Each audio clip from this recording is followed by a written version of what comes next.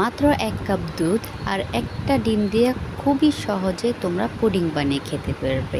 তো চলো এখন শুরু করা যাক। তো প্রথমেই আমরা ক্যারামেলের জন্য আমি 1 চা চামচ চিনি আর সামান্য একটু পানি দিয়ে সেটাকে ভালো করে নেড়ে নিচ্ছি।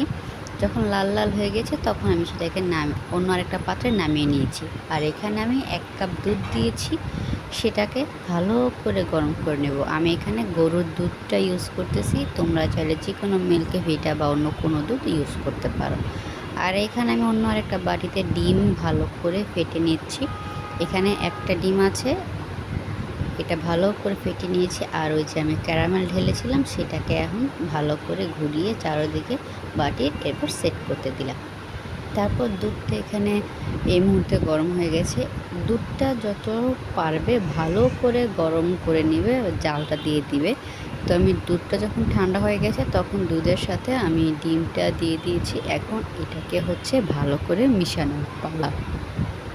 তো এখন এটাকে খুব ভালো করে আমি কাঁটা চামচ দিয়ে মিশাচ্ছি। আর হ্যাঁ, অবশ্যই এই প্রসেসটা খুব ভালো করে করতে হবে, কারণ ডিমটা যদি দুধের সাথে ভালো করে না মিশে তাহলে পুডিংটা শক্ত হবে না, সফটভাবে এটা জমবে না পুডিংটা। তো পুডিংটাকে জমাতে চাইলে এখানে ভালো করে এটা মিশাইতে হবে। আর এখানে তোমরা চাইলে একটু সামান্য গুঁড়া দুধও ইউজ করতে পারো, এটা জাস্ট পুরাটাই অপশনাল।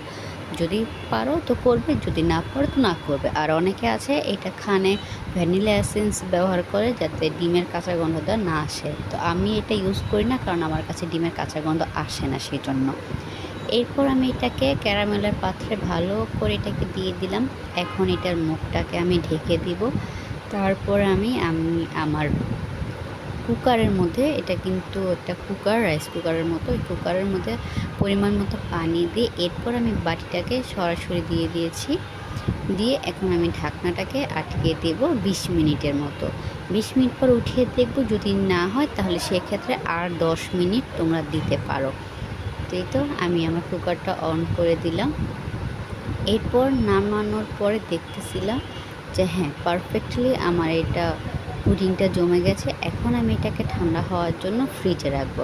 তো ফ্রিজে আধা ঘন্টা রাখার পরে এটাকে আমি এখন উঠাবো, বের করে ফেলবো। এই যে দেখো কি সুন্দর একটা কালার এসেছে, মাশাল্লাহ। তো এখানে আমি ক্যারামেলটা কিন্তু বেশি লালচা করিনি, তোমরা চাইলে আরও লালচা করতে পারো। আমার কাছে অতিরিক্ত লালচা করলে তখন ক্যারামেলটা তেতো লাগে। তো এই যে আমার রেসিপি, যদি তোমাদের ভালো লাগে একটা করে লাইক দিয়ে দিবে, আমার পেজটা ফলো করে দিবে। আর এখানে আমি খাওয়ারে আমার মেয়েকে খাওয়িয়ে টেস্ট করতেছি। তো দেখো আমার মেয়ের এক্সপ্রেশনটা দেখলেই বুঝতে পারবে এটা কতটা নরম হয়েছে, সফট হয়েছে আর কতটা মজা হয়েছে। তো যে যেখান থেকে দেখতেছো, আমার চ্যানেল হোক আর পেজ হোক, সাবস্ক্রাইব করে দিবে, ফলো করে দিবে। এটা হচ্ছে আমার ফেসবুক পেজ।